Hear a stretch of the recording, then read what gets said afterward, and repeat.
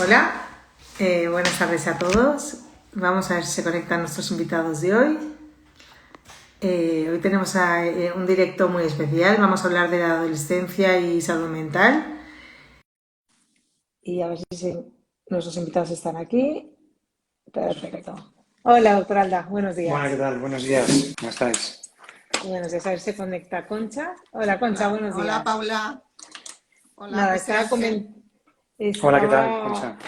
Estaba comentando que, bueno, que hoy vamos a tener un directo para mí muy interesante. Yo estoy preparada con papel y un montón de bolis para tomar apuntes, porque Sí, la verdad es sí, que es un tema que interesa bastante y a todo el mundo que le hemos comentado le ha parecido un tema, bueno, sabemos que es un tema que lamentablemente está de moda, la salud mental y sobre todo en adolescentes, que ha sido un tema muy tabú hasta ahora y que a raíz de la pandemia pues se está empezando a hablar con más normalidad de la salud mental y de todo lo que podemos hacer para prevenir llegar a casos más extremos, ¿no? Y el directo de hoy, bueno, lo hemos enmarcado en el Día Mundial de la Salud Mental. Por un lado, hemos invitado al doctor José Ángel Alda, que es jefe de sección de psiquiatría infanto-juvenil en el Hospital San Juan de Dios de Barcelona. Hola, ¿qué tal? Bienvenido y Gracias. muchas gracias por su tiempo. Y por otro lado, a Concha Porras es Brand Manager Consumer Healthcare en Neuraxpar España y es una habitual en nuestros directos. Y bienvenida, Concha. gracias Paula, gracias, encantada. Bueno, sabemos que la adolescencia es una época de transición entre la infancia y la edad adulta y la esencia del proceso psíquico que todo adolescente atraviesa es la pérdida de su infancia, por un lado, y la búsqueda de un estado adulto que sea estable. Y se acompaña de intensos cambios emocionales, psíquicos, psicológicos y sociales, ¿no? Y entonces la OMS refiere que entre un 10 y un 20% de los adolescentes experimentan trastornos mentales y la mitad de estos se refieren antes de los 14 años, que es una edad muy, muy temprana. Y un reciente estudio, bueno, un reciente sondeo realizado por UNICEF muestra que la crisis del COVID ha tenido un impacto en esta población bastante importante, que el 27% de los adolescentes reportó sentir ansiedad, un 15% sentir depresión, que el 46% reporta tener menos motivación para realizar actividades que antes sí que le parecían motivadoras. Y a mí lo que más me ha impactado de este sondeo es que el 73% ha sentido la necesidad de pedir ayuda en relación con su bienestar físico y mental, pero el 40% de este 73% no pidió ayuda, ¿no? Eh, entonces, bueno, doctora Alda, nos gustaría saber cómo ve usted que ha afectado la pandemia a los adolescentes y qué han notado desde las unidades de psiquiatría del hospital, en su día a día, cómo lo han vivido. Bueno, la pandemia yo creo que nos ha afectado a todos, es decir, nos ha cambiado a todas las personas, ¿no? Y por cada una de Uh las -huh. franjas de edad, pues esa vivencia es distinta. Si tú ves a las personas mayores, a tercera edad, también han tenido una gran pérdida, han tenido, casi no se han movido, por miedo a salir, pues no salían a la calle y tenían una menos actividad. Y los adolescentes, a su nivel, también ha tenido un gran impacto, ¿no? Como bien comentabas, el estudio este de UNICEF, pues vemos cada vez más casos en adolescentes de cuadros de ansiedad, de cuadros de depresión, de malestar psíquico, ¿no? Sin tener un cuadro claro, pero sí que ellos refieren que no se encuentran bien. Uh Y, -huh. por supuesto, algún adolescente cuando llega a la consulta te dice que he perdido la adolescencia, doctor, ¿no? La sensación de pérdida, de que ha pasado un tiempo que no tiene marcha atrás. La adolescencia sabemos cuándo empieza, que normalmente se sitúa al inicio a los 12, 13 años, casi con el inicio Uh -huh. del desarrollo prepuberal, pero no tenemos claro cuándo acaba. Muchas veces ponemos la fecha de los 18 años porque es cuando consigue la mayoría de edad, pero la OMS ya está hablando de la adolescencia hasta los 23, 24 años, ¿no? Argumentando que cada vez se independiza más tarde, que cada vez encuentran trabajo más tarde, con lo cual ese periodo siguen estando en casa. Y como bien comentabas, Paula, es un tipo de cambios, pero de cambios que parecen una especie de tobogán o de montaña rusa, ¿no? Están hoy arriba y hoy mismo pueden estar abajo y con cambios bruscos de humor que muchas veces a los padres nos descompensa y a los profesionales también. Yo he tenido chavales que han venido a la consulta y estaban perfectos y al llegar al parking han tenido una crisis de agitación por a lo mejor por una tontería que les ha dicho el padre o una apreciación que les ha hecho el padre, ¿no? O a la inversa, pacientes que llevan a urgencias después de haber montado un cuadro intenso en casa y que a lo mejor tiene que intervenir la policía o el 061 Uh y -huh. llegan a la consulta, llegan a urgencias y están bueno, prácticamente asintomáticos, ¿no? Si no te cuentan la historia de la familia, dirías que este paciente o ese niño o ese adolescente está normal, ¿no? Con lo cual yo creo que en la parte que toca lo han sufrido mucho. Y yo creo que también se han ido adaptando, conforme ha ido pasando el tiempo. Inicialmente era más miedo que otra cosa y seguimos viendo chavales con miedo. Y ahora empiezan a recuperar con las vacunas y con toda la situación de mejora de los indicadores epidemiológicos, pues empiezan un poco a retomar la vida prepandemia, aunque todavía nos costará, yo creo, pues eso, quitar las mascarillas en ciertos sitios o ese contacto social intenso e íntimo, ¿no? Muy bien, sí, sí. Pues otra cosa que yo quería preguntarte, José Ángel, es sobre un estudio que ha publicado tu propio hospital y que conocerás muy bien, ¿no? Es el tema de las urgencias sobre salud mental en adolescentes, ¿no? Y un dato que aporta tu hospital, que la verdad que es escalofriante, ¿no? Como madre y como sociedad, es que ha habido un 47% más de urgencias en salud mental durante el primer trimestre del 2021, ¿no? A mí me gustaría que nos contaras un poco más sobre qué tipo de urgencias han sido las que más frecuentes habéis visto o las que os han podido preocupar más. Mira, al inicio de la pandemia yo creo que con el miedo la gente no venía al hospital. Al principio, los primeros meses, hubo una reducción de urgencias, al menos en infarto juvenil, de manera muy importante. Venían casos que estaban francamente mal, pero la gente tenía miedo a salir, ¿no? Desconocíamos todo del virus. Y entonces, pues la gente lo que hacía era quedarse en casa.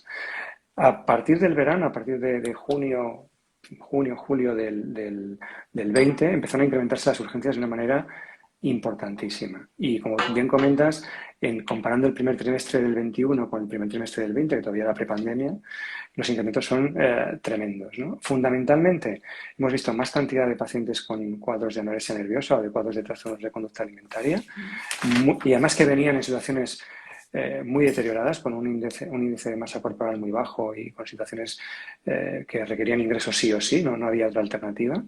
Hemos visto también un incremento, que ya lo veíamos previamente, pero que aquí se ha disparado, de tentativas autolíticas en adolescentes y autolesiones sin fines autolíticos, que eso es un tema que desde fuera a muchos padres les cuesta entender cómo un adolescente se puede intentar, o sea, se hace daño, normalmente es con cortes o con quemaduras, pero sin una finalidad autolítica, sin querer morir, ¿no? Sin una ideación autolítica franca, sino solamente el hecho de hacerse daño, ¿no? Esos dos cuadros han sido fundamentales, el incremento. También hemos visto, como no podía ser de otra manera, un incremento de consumo de nuevas tecnologías, de adicción a videojuegos fundamentalmente. La pandemia supuso una barra libre en el sentido de que los niños no iban a clase y tenían horas y horas libres. Y los padres muchas veces, pues con la mejor intención de que cubriesen esas horas, pues les dejaban jugar sin ningún tipo de control, sobre todo a la Play, que a lo que, como decían ellos, lo peta. Y nos hemos encontrado con cuadros o con chavales que se han enganchado a esa adicción a las nuevas tecnologías y donde costaba mucho separarles de las pantallas, de la tablet, del ordenador, porque están todo el día jugando y trabajando con la nueva tecnología. Esos son los cuadros principales que hemos visto. Vale.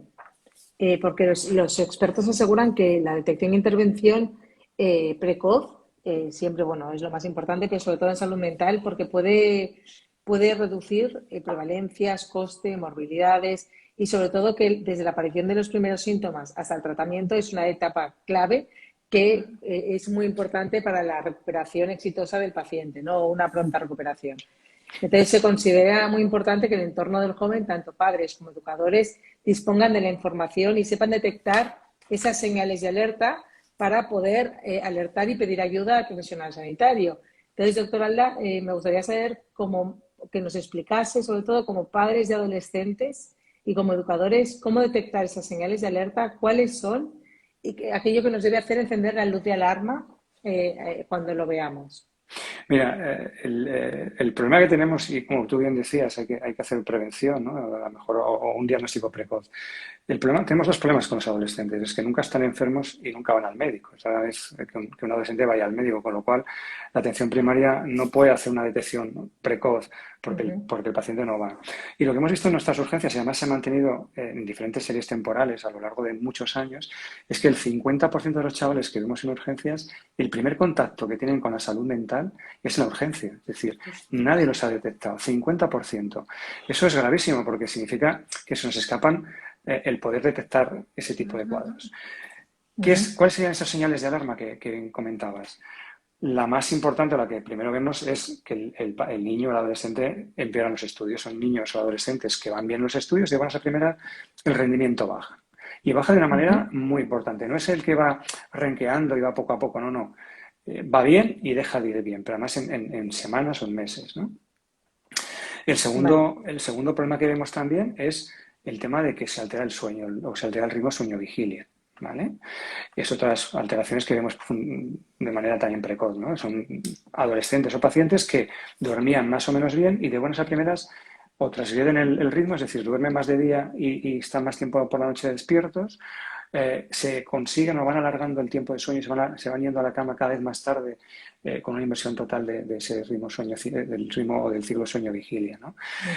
Eso sería fundamentalmente. También la pérdida de apetito, ¿no? Pacientes que comen bien y dejan de comer, ¿no? Cambio de amistades, de buenas a primeras, sin saber muy bien por qué, los padres dicen, oye, ya no va con los amigos de antes, ¿no? Ha habido un cambio de amistades que también puede sorprender, ¿no? Pero fundamentalmente te diría la baja rendimiento escolar y la alteración del ciclo sueño-vigilia serían vale. fundamentales los principales señales de alarma. Vale, y desde las farmacias, ¿cómo podríamos detectarlo? ¿Cómo podríamos ayudar? Mira, es complicado, primero porque normalmente el adolescente no suele ir a la farmacia, va más la madre que el adolescente, ¿no? Sí. Pero sí con hábitos saludables o con recomendaciones saludables. Por ejemplo, vemos una gran cantidad de pacientes muy elevada que hacen tentativas con paracetamol. Y el paracetamol se compra sin receta en las farmacias y no saben lo peligroso que puede llegar a ser el paracetamol a dosis elevadas, ¿no? Con lo cual encontramos cuadros que acaban en la UCI por haber tomado paracetamol. Y a lo mejor Ostras. el coger a lo mejor una caja grande de paracetamol o que venga un adolescente, pues no sé, puedes preguntar para qué es o para qué lo vas a utilizar. Y bueno, poco más, es decir, porque es difícil en una relación tan breve como puede ser la farmacia poder establecer un vínculo terapéutico, ¿no? A no ser que sea un paciente que tú conoces o que lo hayas visto desde hace tiempo y tengas una cierta relación con el chico o la chica.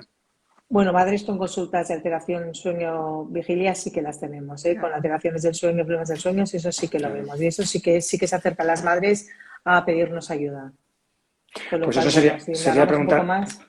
sería a lo mejor preguntarles para quién es, que desde cuánto tiempo le ocurre y si está más irritable. Es cierto que la irritabilidad está en la adolescencia, es decir, los adolescentes per se tienen una alta Son muy irritables. tasa muy irritables, ¿no? Y además con Sí. cambios bruscos de humor. Pero eso también está en el inicio de muchos trastornos mentales, ¿no? O sea, que Vale. date cuenta que hay un porcentaje, como bien comentabas también, ¿no? Hay un porcentaje muy elevado de trastornos que se inician en la infancia y en la adolescencia y que luego tienen su correlato en la edad adulta, ¿no? A veces de manera muy Vale. larvada, de manera muy bueno, muy poco a poco, ¿no? No es una cosa florida que eclosione de golpe, ¿no? Sino muy poco a poco.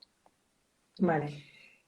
Pues yo quería ahondar un poco más en el tema del uso de las nuevas tecnologías, que lo hemos pasado así, ¿no? Hablando de los problemas que ha habido durante la pandemia y esa barra libre, ¿no? Que quizás, bueno, pues todos hemos dejado que los niños estén más pues con las nuevas tecnologías, porque además todos estábamos más enganchados a las nuevas tecnologías, ¿no? Pero quería saber un poco tu opinión sobre ahora qué, ¿no? Ahora que ha pasado la pandemia y hay que poner límites, porque esto me imagino que muchas madres se lo estarán ya planteando, no solo me imagino en adolescentes, en niños pequeños también, ¿no? Entonces, ahora ha pasado la pandemia, ya se puede salir más, hay que fomentar las relaciones sociales. Entonces, me gustaría que nos dieras así algunos consejos sobre qué hacer con este uso o abuso de las nuevas tecnologías y cómo podemos poner límites. Si hay que Es, ponerlos, que me imagino que no me vas a decir que sí. bueno, la gran pregunta es cuándo un niño o un adolescente tiene que acceder a la tecnología, ¿no? Y esa es Vale. la gran cuestión. Y yo te diría que cuanto más tarde mejor. Es decir, no se puede poner puertas al campo, la tecnología está y nos acompaña y nos acompañará, pero intentar que haya un uso adecuado y comedido sobre todo de las pantallas. Más que prohibir, diría supervisar, que los padres supervisen. Muchas veces Vale. con la pandemia los padres estaban en su rollo, en su lío, en sus miedos y muchas veces no se acercaban al adolescente o al niño, ¿no? Con lo cual él jugaba a cosas que a lo mejor el padre no tenía ningún tipo de control, ¿no?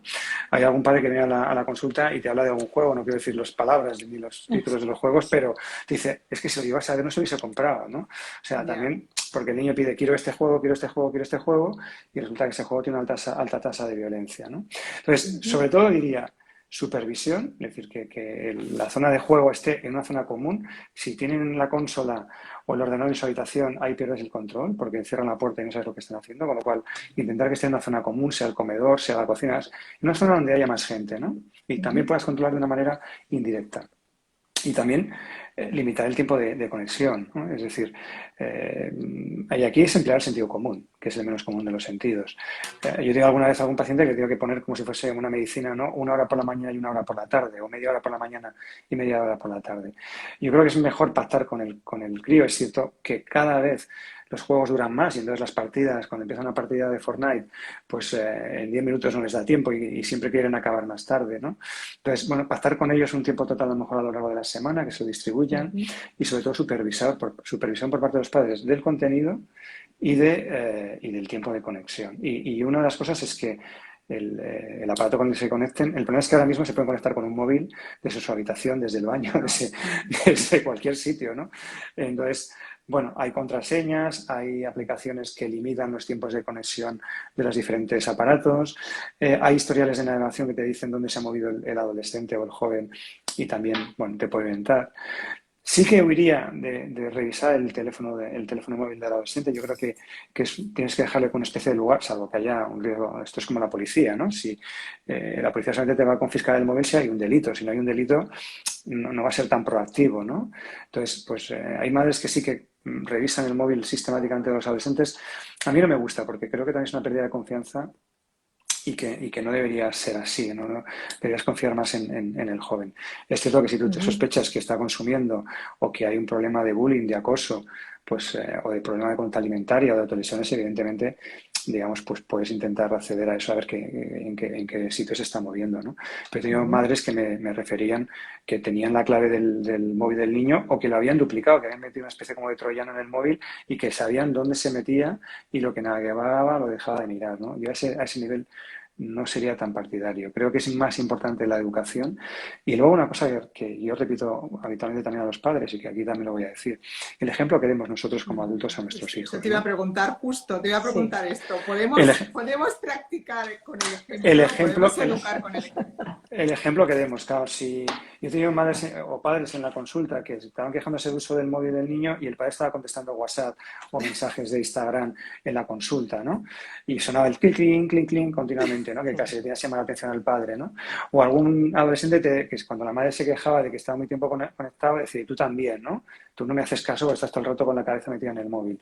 O, por ejemplo, establecer momentos libre de conexión, ¿no? Un buen momento pueden ser las comidas y las cenas, ¿no? Son momentos donde el móvil no puede estar presente, no puede estar cerca de la cocina o del comedor donde estés comiendo, donde estés cenando y esté fuera para que no te caiga ni siquiera la tentación de poder acceder al móvil, ¿no?